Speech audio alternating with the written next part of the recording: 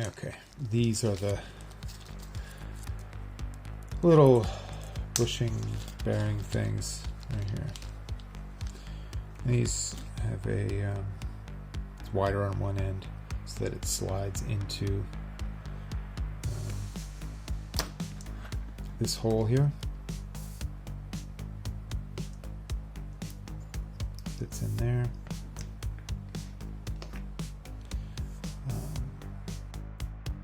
Okay, so before we can install this in here, we need to set this frame up for it. This is going to go in here like this, but before that can happen, we need to hook this frame to the frame in front of it. So that's this. This goes like this. Check the other one to make sure that we're doing a mirror image. So it's this. We want to put it on the outside, which means we're gonna try and do a mirror image. This is going to go this way. It will be like that, which means this will actually go on this side. And the servo will be mounted like that. Just so it's a mirror image, so it has, you know, it looks nice. I could make two of the exact same arms, but then they'd all be facing the same direction. It might make it easier coding wise, but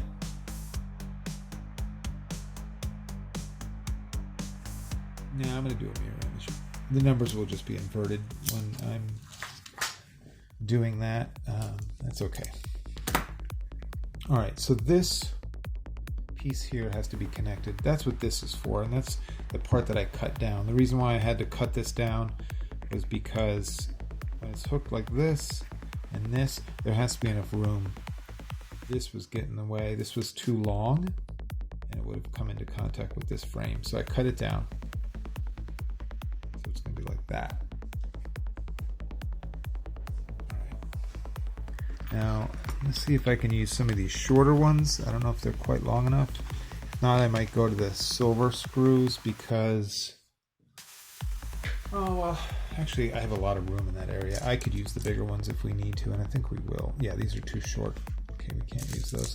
We'll use these longer ones. All right. So, let's get these started.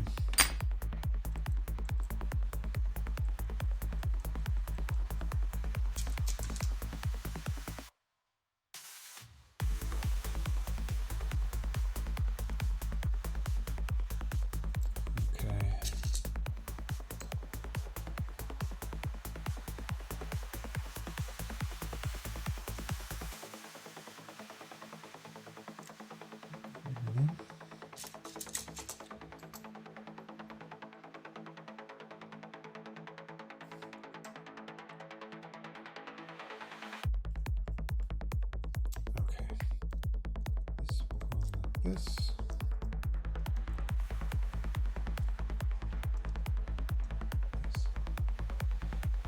Let's see, once some of that paint starts to wear away, then it'll just push right through. Excellent. All right. Let's get 4 of these nuts.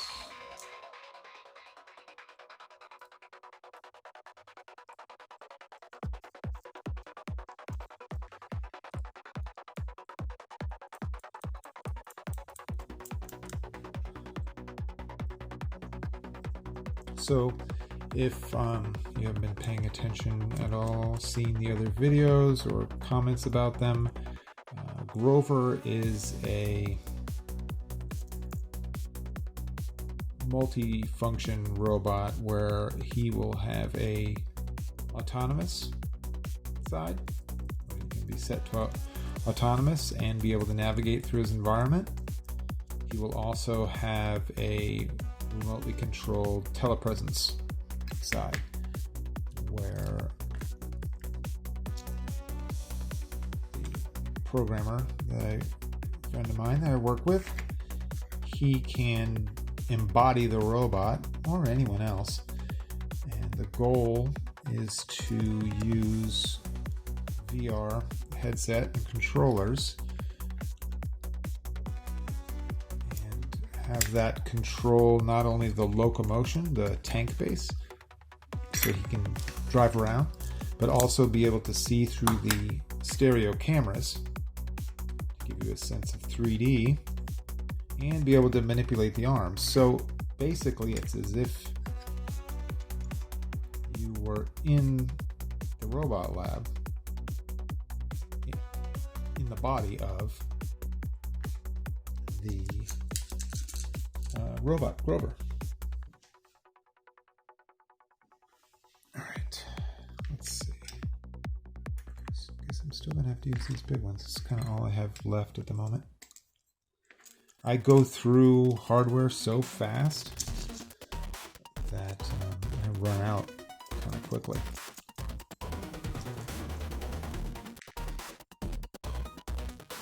And a lot of times when I do a second iteration, I reuse the hardware. Like I can reuse some of the stuff that we took apart in the first half of this video. And that's good, because I don't want to keep buying hardware. Reuse what was used in the previous iteration. Okay. We tighten these up and this frame will be good, and we can start to get the servos in here.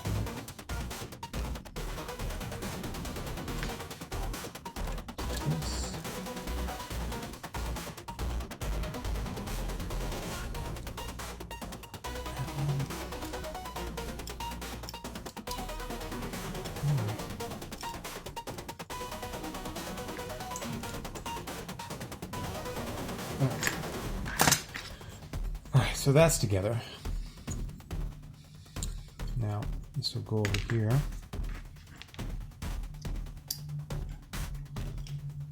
All right. Okay, so I do have a interesting. That old arm had a couple MG 996R servos and a MZ 996, which essentially are the same servos, but just different manufacturers.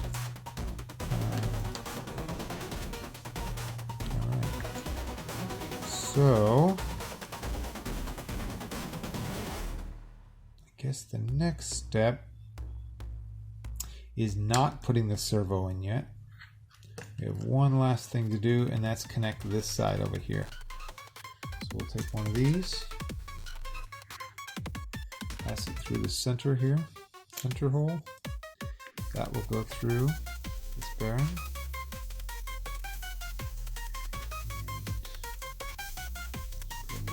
Outside,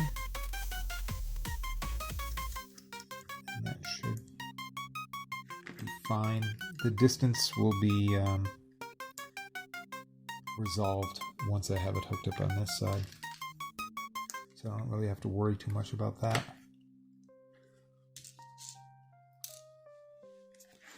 Now this can be a little bit of a tight fit because we have so much room here, so I'm going to get a different to hold. We'll use these guys to hold the nut that's way down in there.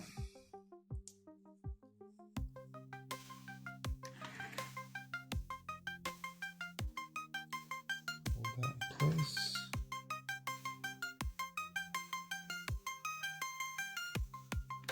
No way my fingers would have fit down in there. Oh, it's not even lined up. Even that's not an easy task. Get it? Yeah, good. Okay. I'm not going to tighten that up till the end, just to make sure that everything fits first.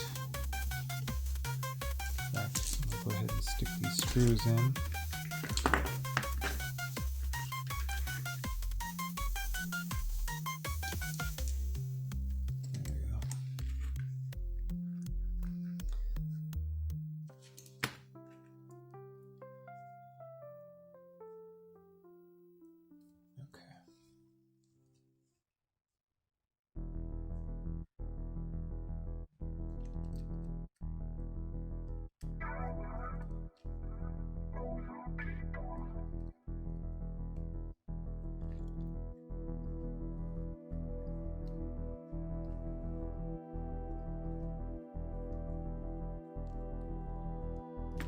go. Almost done. We just have one more servo after this, and that last servo that's going to go over here, that's for the wrist. So that's wrist movement. All right, let's pick this up. Get it where you can see. Cord out of the way. There. Let's see what I'm doing here.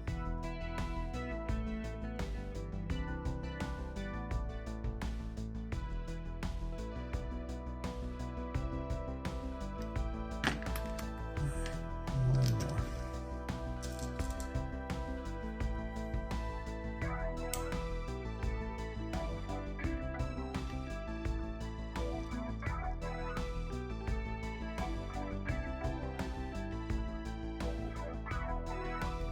Now I can tighten all these up, smooth them up. So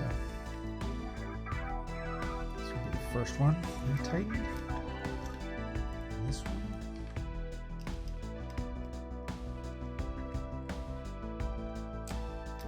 Okay, now we can do these.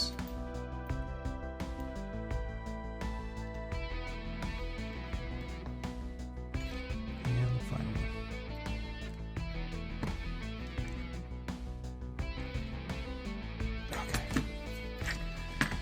Now, our last one, and it looks like I've got it set up to the inside, so it will go in like this.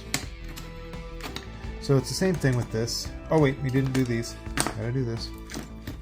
This is still loose. You're all like, what are you doing? Now here's the thing, I didn't check to make sure this was centered. So on the 90. That to be the case. So what I'm going to do is I'm going to put in 2 screws. We're going to test its position and adjust if we need to. So I'll put 2 screws in just lightly. I don't have to go very deep with it. That way I can test to see its movement. Oh, yeah, see, it's not. It's going to go back farther than it will go forward. So this is going to be this. See, that's the end of movement. We'll go a little bit back from the end of movement.